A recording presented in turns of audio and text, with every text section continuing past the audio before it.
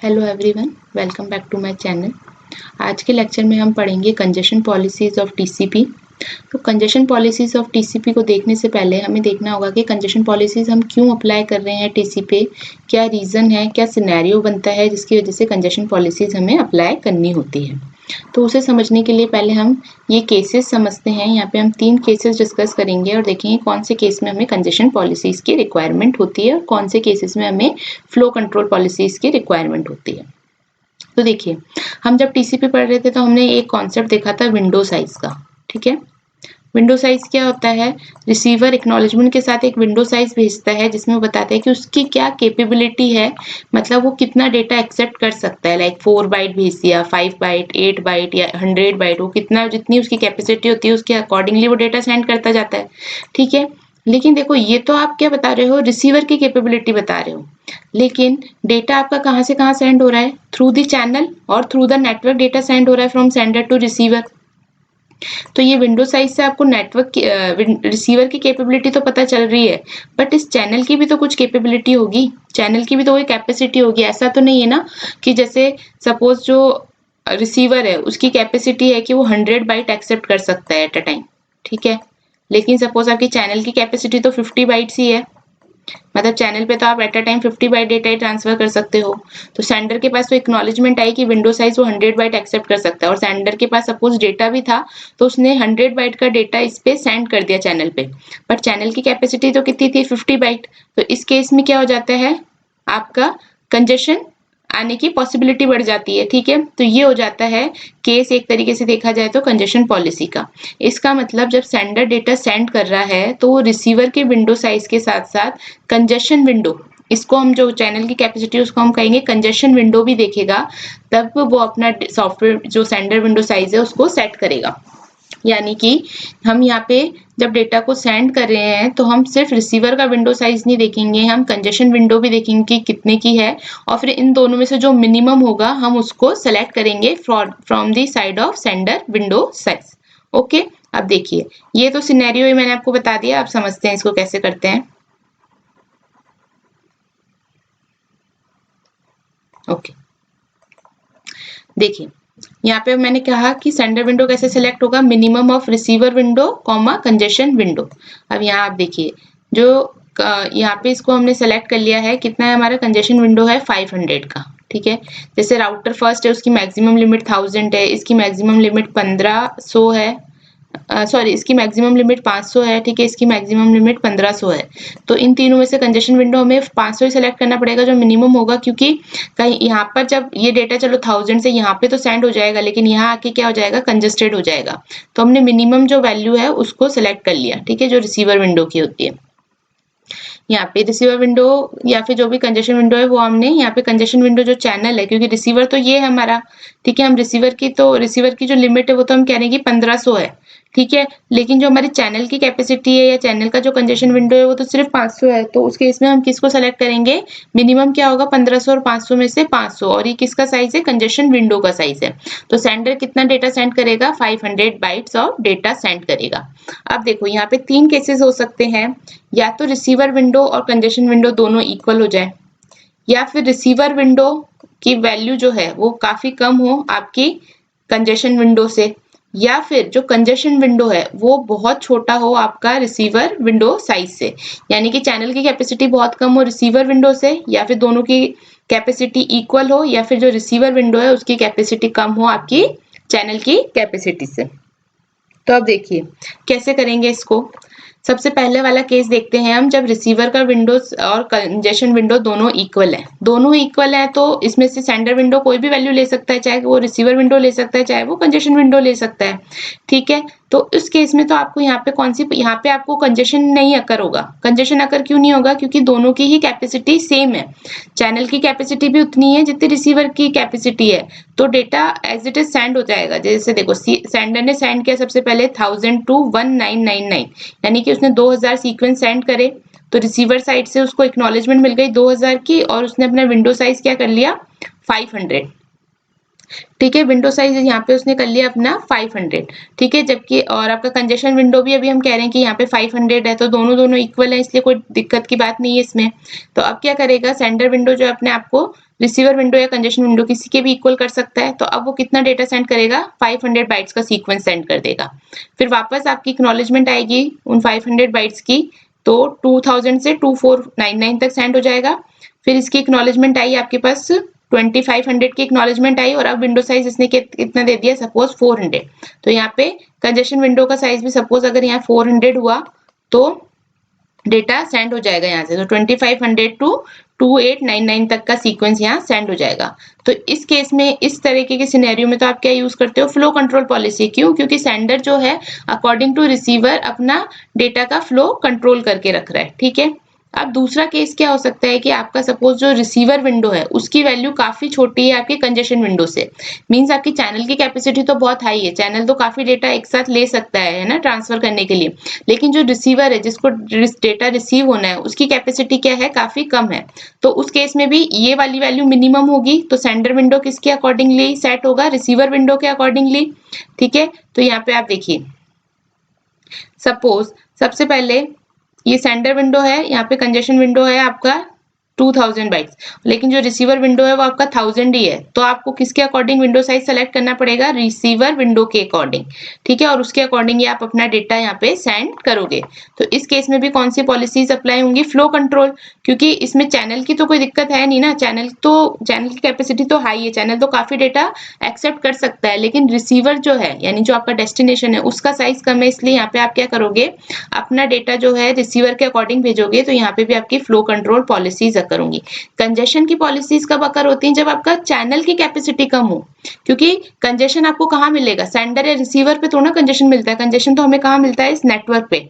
और इस नेटवर्क पे हम किसको कंसिडर करते हैं, हमारे कंजेशन को, ठीक है, कंजेशन विंडो को कंसिडर करते हैं। तो जब कंजेशन विंडो आपका फैक्टर बनेगा, तब आपकी यूज होंगी कंजेशन पॉलिसी, और वो है हमारा केस 3। सपोज जो कंजेशन विंडो है वो बहुत छोटा है, जैसे आप ऐसे समझ लो कि कंजेशन विंडो है आपका 50 बाइट्स, ठीक है, जबकि रिसीवर की जो कैपेसिटी है वो है 500 बाइट्स। यानी रिसीवर तो 500 बाइट का डेटा ले सकता है, बट जो कंजेशन आपका जो चैनल है उसकी कैपेसिटी सिर्फ 50 बाइट्स है, यानी कि उसका कंजेशन विंडो कितना है, 50 बाइट्स का। तो उस केस में अगर सेंडर रिसीवर के अकॉर्डिंगली सेट हो जाए तो क्या करेगा, वो तो डेटा कंटिन्यूस 500 का डेटा सेंड कर देगा, 500 का सीक्वेंस सेंड कर देगा, बट चैनल पे आप सिर्फ 50 बाइट्स को ही बियर कर सकते हो, ठीक है। तो इस केस में क्या सिचुएशन आ जाएगी आपकी कंजेशन की, और इसको रिमूव करने के लिए हम क्या यूज करते हैं, कंजेशन पॉलिसीज। यहाँ पे हम इसको अवॉइड करने के लिए क्या यूज करेंगे, कंजेशन पॉलिसी। क्यों? क्योंकि जब कंजेशन विंडो आपका सबसे छोटा होगा रिसीवर विंडो से, तो उस केस में आपको क्या यूज करना पड़ेगा, sender window is equal to congestion window, ठीक है, क्योंकि मिनिमम वैल्यू लेते हैं। तो ये देखिए, कभी कभार क्वेश्चन में पूछ लेते हैं कि आपकी कंजेशन पॉलिसीज कहाँ पे इम्प्लाई होती है। तो आपको ये ध्यान रखना है कि जब congestion window is very smaller than your receiver window, then you have to apply the congestion policies, and the remaining cases you apply the flow control policies. तो आप देखो कंजेशन पॉलिसीज क्या होती हैं, कंजेशन पॉलिसीज ऑफ टीसीपी, ठीक है। इसमें congestion window is very less than to receiver window, ये केस होता है। इसका मतलब हम कंजेशन कब अकर होगा, if load offered on any network is more than its capability, then your congestion occur, ठीक है। तो ये भी मैंने बताया था कि 50 बाइट की कैपेबिलिटी और आप 500 बाइट का डेटा सेंड कर रहे हो, तो उस केस में कंजेशन आ जाता है, ठीक है। तो कंजेशन पॉलिसीज में हम क्या 3 स्टेप्स यहाँ फॉलो करते हैं, slow start algorithm, then congestion avoidance, and then congestion detection. तो देखो स्लो स्टार्ट एल्गोरिथम क्या होती है, स्लो स्टार्ट एल्गोरिथम समझने से पहले आप ये समझिए कि यहाँ पे हम एक टर्म यूज करते हैं MSS. MSS is your maximum segment size, ठीक है। तो एमएसएस कैसे, जैसे 100 बाइट्स का हो गया, 1 एमएसएस को हम क्या बोलते हैं, 100 बाइट्स। तो जैसे 2 एमएसएस हो जाएगा तो उसको हम क्या बोल देंगे, 200 बाइट, ठीक है। तो देखो स्लो स्टार्ट एल्गोरिथम में क्या होता है, in slow start algorithm the increases of sender window size is based on the number of acknowledgement. Now how, see यहाँ पे एक आपका होता है स्लो स्टार्ट थ्रेशोल्ड होगा, कंजेशन विंडो आपका गिवन है, जैसे कंजेशन विंडो आपका कितना गिवन है, 3200 बाइट का, यानी कि एट अ टाइम आप मैक्सिमम 3200 बाइट डेटा सेंड कर सकते हो। तो स्लो स्टार्ट एल्गोरिथम में क्या होता है, इनिशियली मिनिमम वैल्यू मतलब 1 एमएसएस यानी कि 100 बाइट से स्टार्ट करते हो, और उसके बाद आपकी जो सेंडर विंडो है वो इंक्रीज होती है according to the number of acknowledgements. ठीक है, तो जैसे 1 की एक्नॉलेजमेंट इसको मिल गई, ठीक है, तो फिर वो क्या कर देगा, नेक्स्ट सेंड कर देगा 2 MSS। ठीक है, यानी कि 200 बाइट सेंड कर देगा। फिर 200 बाइट्स मिलेंगे उस, तो फिर उसको यहाँ पे कितनी एक्नॉलेजमेंट मिल जाएंगी, 2 एक्नॉलेजमेंट मिल जाएगी, फर्स्ट MSS और सेकंड MSS की। तो उस केस में अब यहाँ पे कैसे इंक्रीज होने लगेगा, एक्सपोनेंशियली, यानी पहले 1, फिर 2 पावर 1, फिर 2 पावर 2 में इंक्रीज हो जाएगा। ये देखो first RTT, first round trip time के बाद इसने 2 की एक्सपोनेंशियली इसको इंक्रीज किया। फिर जब उसको सेकंड RTT मिला तो उसने इसको फिर वापस से इंक्रीज किया एक्सपोनेंशियली। देन थर्ड RTT मिला तो फिर से आपका जो सेंडर विंडो है वो इंक्रीज हो जाएगा एक्सपोनेंशियली। अभी कब तक होगा, जब तक आपका जो साइज है सेंडर विंडो का वो किसके इक्वल ना हो जाए, आपके सेंडर स्लो स्टार्ट थ्रेशोल्ड के। और स्लो स्टार्ट थ्रेशोल्ड हमने यहाँ क्या सेट कर रखा है, 1600 बाइट। तब तक तो क्या करता रहेगा, कंटिन्यूसली इंक्रीमेंट करता रहेगा एक्सपोनेंशियली। अब आप यहाँ देखो सेंडर विंडो का साइज क्या हो गया, 16 MSS। 16 MSS मीन 1600 बाइट, क्योंकि 1 MSS के कितना होता है, 100 बाइट। अब यहाँ पे क्या हो जाएगा, ये थ्रेशोल्ड के इक्वल हो गया। तो जैसे ही ये आपके स्लो स्टार्ट थ्रेशोल्ड के इक्वल हो जाएगा तो उस केस में फिर हम क्या स्टार्ट कर देंगे, हमारा कंजेशन अवॉइडेंस। ठीक है, जैसे तो यहाँ पे आपको कुछ टर्म्स याद रखनी है, देखो बहुत इजी है, मैं एक बार वापस समराइज कर देती हूँ। स्लो स्टार्ट एल्गोरिथम हम यूज कर रहे हैं जिसके अंदर हम एक टर्म ले रहे हैं MSS, maximum segment size. 1 MSS is equal to 100 byte. तो जो सेंडर है वो स्टार्ट करेगा 1 MSS से और फिर अकॉर्डिंग टू एक्नॉलेजमेंट वो अपने सेंडर विंडो को एक्सपोनेंशियली इंक्रीज करता रहेगा। आफ्टर फर्स्ट RTT, जैसे फर्स्ट RTT मीन जैसे MSS सेंड हुआ, एक्नॉलेजमेंट पहुंचा, तो ये फर्स्ट RTT बन गया, फर्स्ट राउंड ट्रिप टाइम। तो इसके बाद ये इसको इंक्रीज कर देगा 2 पावर 1 से सेकंड RTT के लिए। सेकंड RTT के बाद 2 पावर 2 MSS, फिर थर्ड RTT के लिए 2 पावर 3 MSS। और ये कब तक इंक्रीज करता रहेगा स्लो स्टार्ट एक्सपोनेंशियली, जब तक कि आपका जो सेंडर विंडो है वो किसके इक्वल ना हो जाए, सेंडर स्लो स्टार्ट थ्रेशोल्ड के। जैसे ये इक्वल हो जाते हैं दोनों, क्योंकि देखो 16 MSS से कंफ्यूज मत होना, इसका मतलब 1600 बाइट्स ही है। जैसे ही ये दोनों इक्वल हो जाते हैं तो फिर हम क्या स्टार्ट कर देते हैं, कंजेशन अवॉइडेंस स्टार्ट हो जाता है। कंजेशन अवॉइडेंस में कैसे स्टार्ट होता है, additive decrease, sorry additive increase. ठीक है, additive increase means 1 by 1 MSS। देखो तो 16 MSS तक हम पहुंच गए थे। अब 16 MSS के बाद हम क्या करेंगे, 1 बाय 1 MSS इंक्रीज करेंगे, क्योंकि हम क्या कह रहे हैं, अब एडिटिव इंक्रीज है। यहाँ पे तो क्या हो रहा था, आपका एक्सपोनेंशियली इंक्रीज हो रहा था स्लो स्टार्ट में। तो कंजेशन अवॉइडेंस वाली सिचुएशन आते हैं, हम अब कैसे इंक्रीज करेंगे, एडिटिव इंक्रीज। तो 17 MSS हुआ।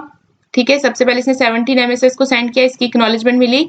फिर देखो सिर्फ +1 किया है, ठीक है, पावर नहीं इंक्रीज करी है। तो 18 MSS आया, फिर 18 MSS को सेंड किया, इसकी एक्नॉलेजमेंट मिली, फिर 19 MSS।